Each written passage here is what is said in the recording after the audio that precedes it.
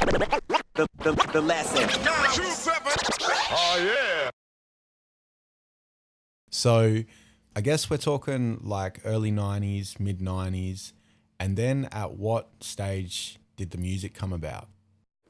For me, it started, there's a guy, I lived 2 doors away from Marty Pribble, and he used to, or in the writing raps part of it, he used to hang at his house all the time, and he just goes, I wrote a rap one day, and he showed me something about Uzis or something, you know, just listen, NWA, that's how shit was, you know. So I thought, I'll write one of these. So, you know, I tried a little one, and when I was heaps younger, I used to do covers of songs, so just make up stupid words, which I still do. So I started doing that, like 100 Miles and Runnin was 100 Cones and Bongin, and Lethal Weapon was Legal Resin. It was always songs about weed, and sit around with BSK crew, the bong sucking kings, and I'd rap to them in the park, and I'd do that one again, do that one again. So that was sort of before I started trying to do my own shit, and that's when people are saying, why don't you do your own raps? What are you doing this for? Well, it's just the enjoyment, that was fun. So that's sort of how the whole rapping part came along from the music, that, yeah, just always loved it, and just, yeah, I don't know. And then so when you started writing those covers, around what year would that have been? Probably 89, 90. Yeah, wow, around then. okay. So yeah, as NWA Yeah, was yeah. breaking through. It's like on Beeswax the Ripper, that was written in 91, but I had it sitting there for so long I remembered it. So then when I actually came to go to the studio in 97, I think, with XL, and that was all I remember, this one, and that beat sounds like it's going to work, and just did it. So I was pretty old, but it sounded still relevant at that time. Now, when I spoke to a guy, Fo, who's from RCF in Adelaide, Yeah. and he made an interesting comment that he noticed that when NWA broke through in hip hop, that's when the criminality element came into graffiti around that time. If you sort of think back to that, Same thing. It's where the whole, because before that we were pretty much predominantly New York rap, so we're listening to Big Daddy Kane, Arabian Rakim, KRS-One, and it was more when Ice Cube sort of came along with the NWA, and when he left NWA, the sort of the more New York sound, that took us over to the West. I forgot what the question was now. Well, the criminality of it, yeah. Well, sort of the movie Colours as well. So you come out and it's all the bandanas. That was a big thing with the song for Colours as well. We actually go back and watch the movie now. It wasn't really that good. It's more of a love story, and it's more about the cops than gangs. But, you know, as a kid, you go, oh, this is pretty exciting, you know. I remember kids on our line wearing bandanas, and you know, I had one, wouldn't put it on properly. You might have it wrapped around your arm or something, but, you know, passing phase for a couple of months. But I guess everyone was doing that. But yeah, some people at that point either went, you know, the full violent route, or they went create the graffiti thing. And then so you've been writing these covers and over time progressed into writing your own shit. And then while all this has been going on, were you still doing the graffiti thing at the same time?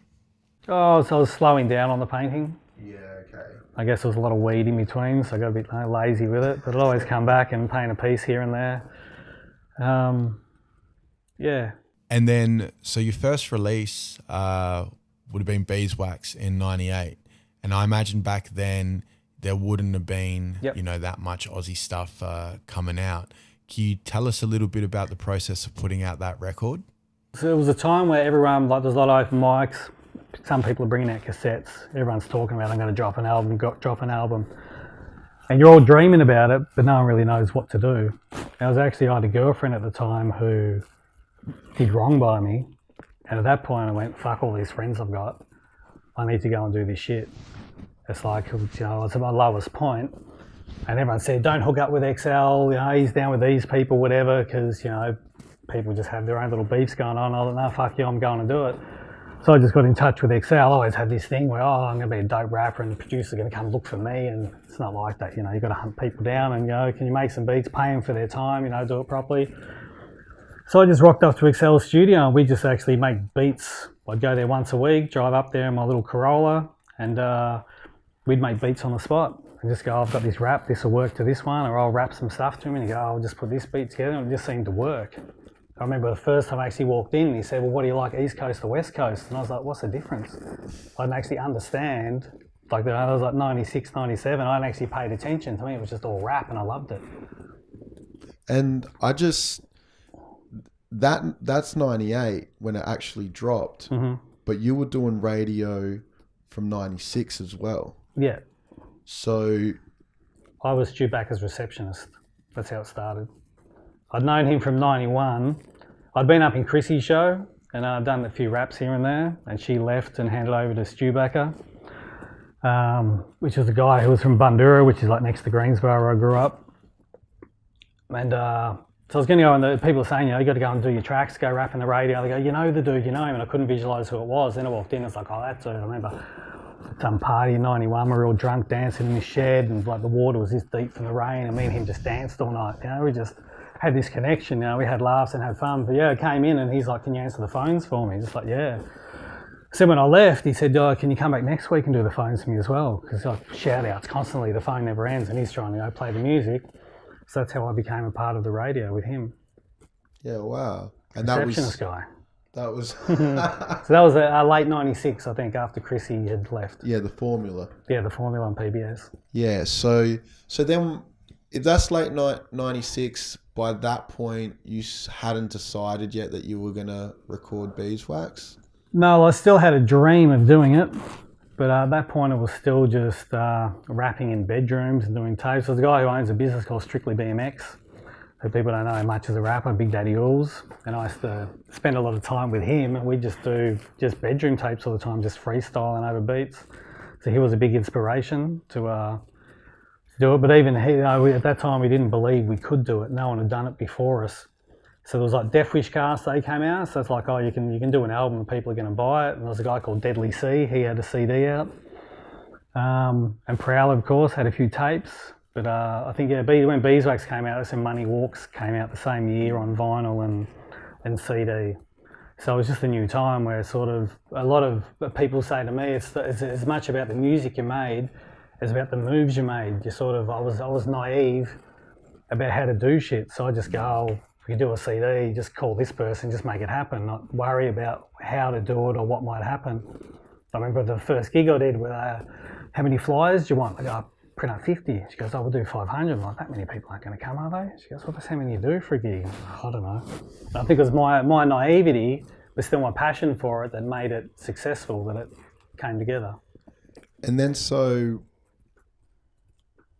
leading up to that, when you're on the Formula, I mean, tell us a little bit about that and what was going on, on that radio show, like in terms of ciphers and, people coming through and things like that. There was a lot of people coming at that time. There was a lot of people rapping. Everyone was good.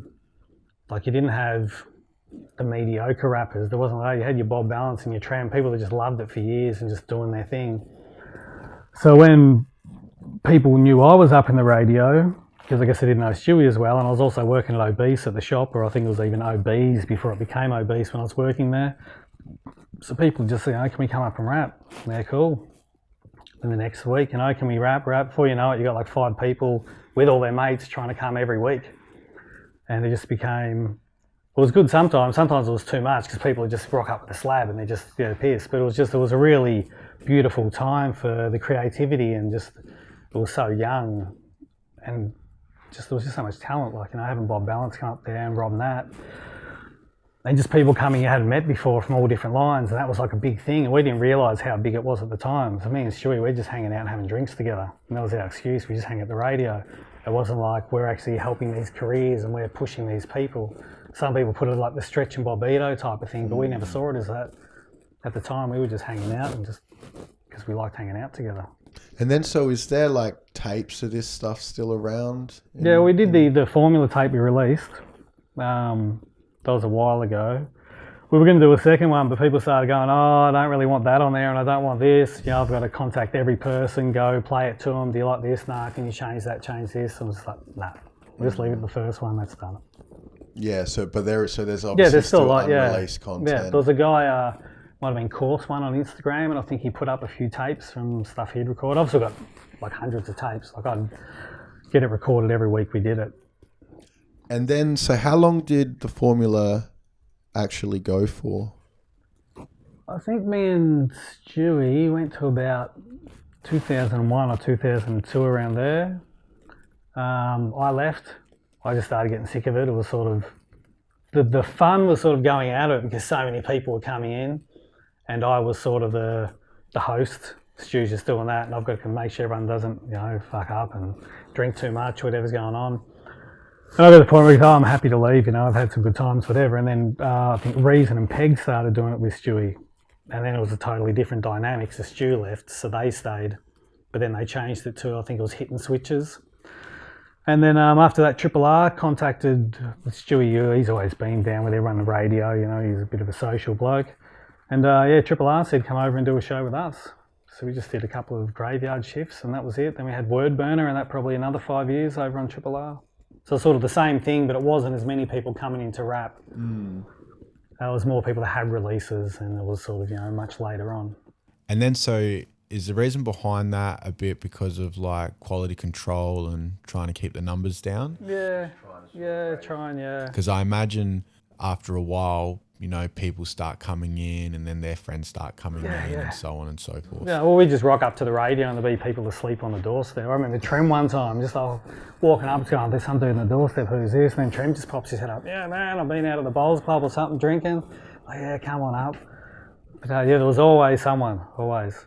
And then from like all the radio stuff that you did over the years, what were some of the more memorable, like standout moments that you had on air? I remember real funny when Hilltop Hood's going to be late, and we're on the phone, we were saying live on the radio, they're in a cab or something, like, nah, you're not welcome, you're not coming, fuck you, you're too late, like this, and they rocked out with like 15 minutes to go, and then chucked them on. I remember just, they were all apologetic, we were just laughing, we just dissed, because me and Stewie, we just had a few drinks, we'd diss anyone.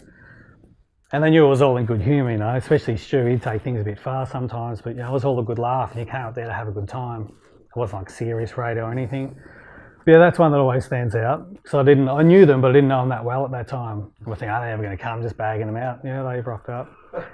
And also on, I guess, Beeswax, we did Gaseous Forms, and Rob that Bob Balance, they'd always be up there, same as Strut. And Bob was just like, we'll do a rap together. And he said, I got this one about doing farts. Just like, I wrote this thing as well, It's like, all right, we'll get Rob and that to a beatbox. And we just did it on the spot. We didn't rehearse anything. And Stu just making noise in the background. It just came out perfect. It was just a beautiful mirror. I loved it. I put it on that CD. I always got it to listen to. It just brings that warmth back. And then when you're talking the Hoods, like back in those days, did you ever see or get the impression that these guys were going to take it to the next level at some stage? Well, when we first, I got taken to Adelaide in '98 on a train, which was a bit of a tedious mission, but we got there. And then we got picked up by PJ and taken to the studio where the Hoods were recording tracks a matter of time. And we were like, fuck, we just want to go and sleep, we don't want to sit here doing this. But we always thought the Suffer had a sound that was sort of like stereo MCs. He had this sort of, not a commercial sound, but a nice sound to him. We always thought, if someone's going to be able to do it, it's him. But then no one imagined when the calling came out that was going to have such an impact. And I remember ringing Suffer and speaking to him about it, and he said the Nosebleed section was a track they were going to drop off the album. So the world the whole environment we're in now could be a lot different if they had to drop that one song off, because it might not have blown up the same at that time, or someone else might have got that recognition. And did he? So it's funny, out of one song that it made. Changed. Yeah. And they're such nice guys and so humble. They haven't changed a bit. All lovely. Always love seeing them. So then, do you recall why they weren't going to put that particular song out on the album? No, I think they thought people might not take it right because it was sort of the underground hip hop thing where it had that little commercial touch. So no one cared for radio. Radio wasn't playing our shit except for actual hip hop shows. So I think that was the thing at the time, that they didn't want, their fans to think they'd gone in a different direction. It's a catchy song, as soon as you put it on. Like, I remember us playing it on the radio before Triple J or anyone picked it up, going, this is a real good song. The lesson. 927. Oh yeah.